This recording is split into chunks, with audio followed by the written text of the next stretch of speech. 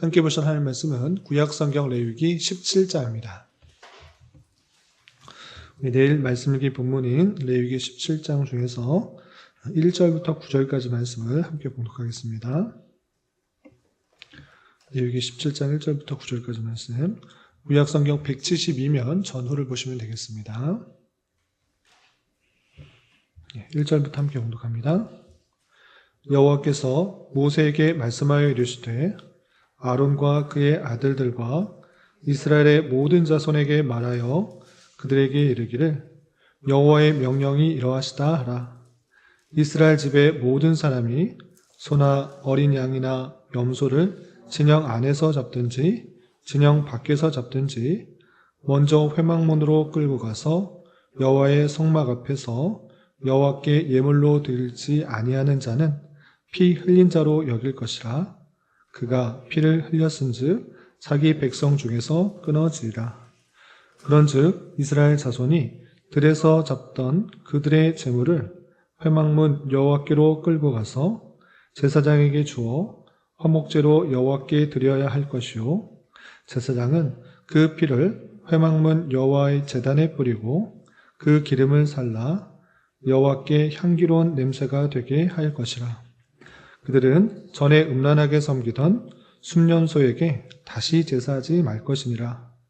이는 그들이 대대로 지킬 영원한 규례니라. 너는 또 그들에게 이르라.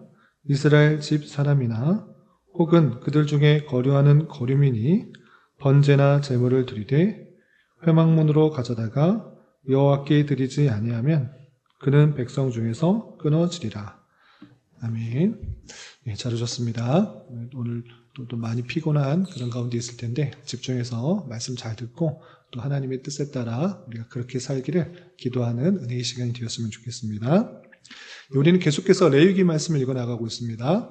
레위기 말씀, 그 배경을 생각하지 않으면 대단히 딱딱하고 오늘날 적용할 수 없는 따분하고 지루한 그런 이야기로 생각할 수 있습니다. 그러나 하나님께서 이 말씀을 언제 주셨는가, 왜 주셨는가를 함께 생각해 볼 때 그 내용이 훨씬 더 풍성하고 은혜로 다가온 것입니다. 하나님께서 택하신 그 백성들을 구원하셨을 뿐만 아니라 하나님의 백성답게 이끌어 주시기 위하여서 제사장 나라로서 거룩한 백성으로서 어떻게 만들게 하시는지 아주 세심하고 자세하게 그 방법을 알려주는 것입니다. 그래서 딱딱한 규율로만 생각할 것이 아니라 하나님께서 그 백성들을 친히 어떻게 살기를 원하시는지 말씀해 주시는 자상한 하나님으로 생각하며 읽어나가야 될 것입니다. 그리고 이 모든 것을 통하여서 우리는 궁극적으로 앞으로 오실 예수 그리스도를 통하여서 속죄함을 받을 뿐만 아니라 하나님의 백성이 되어서 구별된 삶을 살아야 될 그 내용들을 구약시대에 이미 아주 확실하고도 자세하게 앞으로 오실 예수님이 어떠한 일들을 할 것인지 구체적으로 알려주고 있다. 이 사실들을 잘 생각하면서 읽어나가야 될 것입니다. 오늘 함께 살펴볼 하나님 말씀은 레위기 17장인데 그 계속해서 여러 가지 제사 제도의 규례를 알려주는 중에 오늘 말씀은 또 어떤 의미가 있는지 좀 생각해 보도록 하겠습니다. 먼저 레위기의 구조를 먼저 살펴보면 1장부터 7장까지는 하나님께 드리는 제사의 종류, 목적에 따라서 5가지 제사에 대해서 설명한 이후에 그 제사를 통해서 하나님께 나아갈 수 있다는 것들을 알려주는 것에 그치지 않고 또 하나님의 백성으로서 먹는 것과 몸에 난 피부병, 그리고 유출, 몸의 생식기에서 나는 유출에 관한 다양한 정결 예를 알려주어서 더욱더 거룩한 백성으로서 어떠한 삶을 살아가야 되는지 알려주고 있는 것입니다. 그리고 이어지는 17장, 오늘 본문에서는 무엇을 말하는가? 그것은 그냥 단순히 제사 드리는 것만 정하고 또 하나님께 드리고 나머지는 내 마음대로 할 수 있다, 이렇게 생각하지 않고 그 예외 규정으로서 모든 사람들이 함께 생각해야 될 아주 중요한 부록과 같은 규례를 더해주고 있는 것입니다. 그러면 어떤 규례를 더하고 있는지 내용을 좀 살펴보도록 하겠습니다. 17장은 총 16절까지 있는데 이해를 돕기 위해서 두 부분을 나누면 여러분들 갖고 계시는 교환과 같이 1절부터 9절까지 희생 제물로 사용되는 가축을 잡는 규정에 대해서 나오고, 또 10절부터 16절까지는 피에 대한 규정이 나옵니다. 그게 가축을 잡는 규정, 그리고 피에 대한 규정, 이것을 덧붙여서 설명하고 있는데, 가축을 잡는 규정은 어떠한가? 그것은 누구에게, 또 무엇을, 또 언제, 어디서, 어떻게 하는지 그 내용을 좀 살펴보도록 하겠습니다.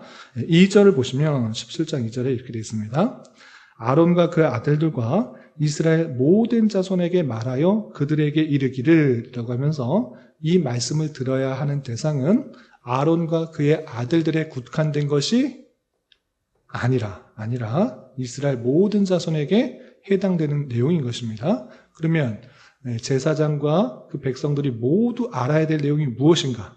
그 내용이 3절에 이렇게 되어 있는 것입니다. 3절 보시면, 이스라엘 집의 모든 사람이 소나 어린 양이나 염소를 진영 안에서 잡든지 진영 밖에서 잡든지, 모든 사람이 소나 양이나 염소를 잡는 것입니다.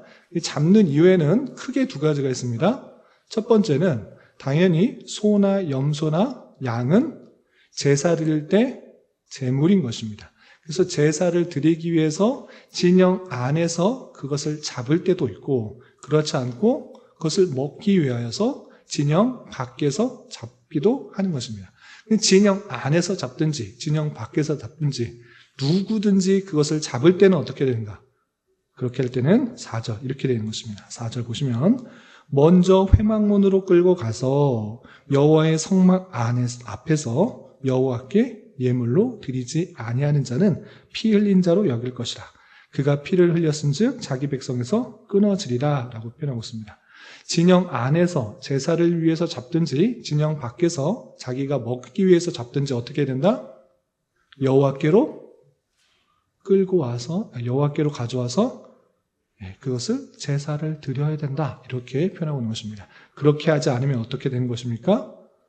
그가 동물을 죽였은즉, 피를 흘렸은즉, 생명을 취했은즉 자기 백성 중에서 어떻게 된다? 끊어지리라. 하나님 백성이 아니다. 이 사람은 살인자와 똑같은 것이다. 생명을 죽인 자다. 이렇게 취급하고 있는 것입니다. 그렇기 때문에 진영 안에서든지 진영 밖에서든지 이런 제사 제물을 잡았을 경우에는 반드시 어떻게 해야 된다? 성막으로 갖고 와서 여호와께 드려라. 화목제로 드려야지만 된다. 이렇게 표현하고 있는 것입니다. 그래서 5절 보시면, 그런즉 이스라엘 자손이 들에서 잡던 그들의 제물을, 들에서 잡던 그 제물 회막문 여호와께로 끌고 가서 제사장에게 주어 화목제로 여호와께 드려야 된다. 이것을 화목제로 드리지 않으면 어떻게 된다? 생명을 해한 것으로 그 백성 중에서 끊어지리라. 이렇게 표현하고 있는 것입니다. 이렇게 진영 안에서나 진영 밖에서 그 제물을 잡았을 경우, 어떤 동물을 잡았을 경우 살인이 되지 않게 하기 위해서는 어떻게 한다? 반드시 하나님께로 갖고 와서 그것을 화목제로 드려서 하나님께 바침이 되고 하나님과 화목하게 된 이후에 그것을 취하도록 하게 되는 것입니다. 그리고 이것은 이스라엘 백성과 아론과 그 아들들에게만 해당되는 것인가? 그 범위가 또다시 확대되는 것을 보셨습니다. 어떻게 말하고 있는가? 8절을 보겠습니다. 8절 보시면, 너는 또 그들에게 이르라. 이스라엘 집 사람이나 혹은 그들 중에 거류하는 거류민이 번제나 제물을 드리되 회막문으로 가져다가 여호와께 드리지 아니하면 그는 백성 중에서 끊어지리라. 이스라엘 백성들에게만 해당되는 줄 알았는데 아니다. 이스라엘 백성 안으로 들어온 그 거류하는 그 거류민, 혈육적으로는 이스라엘 백성이 아니지만 어떤 연유 가운데 이스라엘 백성들 가운데 함께 산 그 이방인일지라도 어떻게 된다? 번제나 제물을 드려라. 그리고 회막문으로 가져와서 하나님 앞에 드려야지 그 희생이, 그 생명을 취한 것이 죄가 되지 않아 백성 중에 끊이지 않게 된다. 이렇게 표현하고 있는 것입니다. 이것이 하나님께서 주신 그 제사를 잡을 때 그것을 반드시 어떻게 해야 되는지를 알려주는 것입니다. 이 내용을 통해서 우리는 중요한 교훈을 받습니다. 그들이 먹을 때, 특별히 동물들의 생명을 취하여서 먹으려고 할 때 당연히 제사 드리는 것은 앞서서 규례처럼 그 성막 여호와 성막 안에서 제사장의 앞에서 희생하도록 했는데 그 밖에 있는 것일지라도 하나님 앞에 가져와서 화목제를 드리고 먹으라라고 하는 그 모습을 보게 됩니다. 이를 통해서 생명을 취하는 것에 대해서 더 존중히 여기며 또 하나님 앞에 그 먹는 것조차 하나님께 드림바 되게 하기 위한 하나님의 놀라운 규례를 살펴볼 수 있는 것입니다. 이러한 정신에 따라 우리가 먹는 것, 내 만족과 기쁨과 내 입을 즐겁게 하기 위해서, 내 배를 즐겁게 하기 위해서 먹는 것이 아니라 그것조차 하나님 앞에 갖고 와서 하나님을 위해서 먹겠습니다. 하나님께서 주신 건강, 그것을 위해서 내가 먹습니다. 라는 그런 자세로 살아가야 되는 것입니다. 그래서 고린도전서 10장 31절의 말씀과 같이 먹든지 마시든지 무엇을 위하여 하든지 하나님의 영광을 위하여 하라라는 그 말씀에 따라서 우리가 먹는 것조차 이것이 하나님께 영광이 될 수 있도록 하는 그런 자세로 살아가야 될 것입니다. 이런 저와 여러분 되시기를 주님의 이름으로 부탁드립니다. 자, 두 번째 단락에는 어떤 내용이 있는가? 여러 내용이 있는데 한마디로 요약하면 피는 생명의 표현이니 생명은 피에 있으니 피는 생명을 뜻하는 것이기 때문에 그것을 먹지 말라 이렇게 말하고 있는 것입니다. 보시면 10절 이스라엘 사람이나 그들 중에 거류하는 거류민 중에 이스라엘 사람뿐만 아니라 거기 함께 있는 이방인이지만 이스라엘 백성들과 함께 사는 그 사람도 무슨 피든지 먹는 자가 있으면 그 피를 먹는 그 사람에게 내 얼굴을 대하여 그 백성 중에서 끊을 것이다. 이 백성은 내 백성이 아니라고 잘라낼 것이다. 이렇게 표현하고 있는 것입니다. 왜 그러한가? 11절 육체의 생명은 피에 있음이라. 내가 이 피를 너에게 주어 제단에 뿌려 너희의 생명을 위하여 속죄하게 하였나니 생명이 피에 있으므로 피가 죄를 속죄하느니라. 또 12절에서도 그러므로 내가 이스라엘 자손에게 말하기를 너희 중에 아무도 피를 먹지 말며 너희 중에 거류하는 거류민이라도 피를 먹지 말라 하였나니 라고 하면서 피는 생명을 뜻하는 것이기 때문에 그 생명을 네 마음대로 취하려고 하지 마라 라고 강력하게 명령하는 것입니다. 사람이 생명을 좌우할 수 있는 것이 아니라 하나님께 붙들려 있다는 것을 기억하며 함부로 동물의 피를 먹지 말도록 하는 것입니다. 먹을 때는 어떻게 해야 되는가? 먹을 때는 그 피를 다 땅에 쏟고 고기만 먹으라 이렇게 되어 있는 것입니다. 그래서 14절에 이렇게 되어 있는 것입니다. 14절 보시면 13절 말미에 먹을 만한 짐승이나 새를 사냥하여 잡거든 그것의 피를 다 흘리고 흘려버리고 흙으로 덮고 그리고 그 고기를 먹어라 이렇게 되어 있는 것입니다. 그래서 또 반복해서 뭐라고 하는가 14절에 모든 생물은 그 피가 생명과 일체라. 그러므로 내가 이스라엘 자손에게 이르기를 너희는 어떤 육체의 피든지 먹지 말라 했나니 모든 육체의 생명은 그것의 피인즉 그 피를 먹는 자는 끊어질 것이라 라고 말하면서 피를 먹지 말도록 계속해서 반복하고 있는 것을 보게 됩니다. 이렇게 이스라엘 사람이나 거기에 거한 그 거류민이나 피는 생명의 상징이기 때문에 생명을 취하는 사람으로 있지 말고 생명을 보존하는 사람으로서 있어야 될 것이고 그 피는 먹지 않도록 강조했던 것입니다. 그리고 이 내용이 신약과 관련하여서 생각해 보면 예수 그리스도께서 피를 흘리시고 대신 돌아가심으로 말미암아 우리의 죄를 다 속죄한 것입니다. 그러므로 말미암아 피의 제사가 있어야지만이 하나님께서 속죄하신다는 그 속죄 제사와 우리는 연관하여 살펴볼 수가 있는 것입니다. 이러므로 피에 의한 속죄 제사는 장차 골고다 언덕에서 피를 흘리고 돌아가실 예수 그리스도에 대한 속죄 사역을 가리키도록 한 것입니다.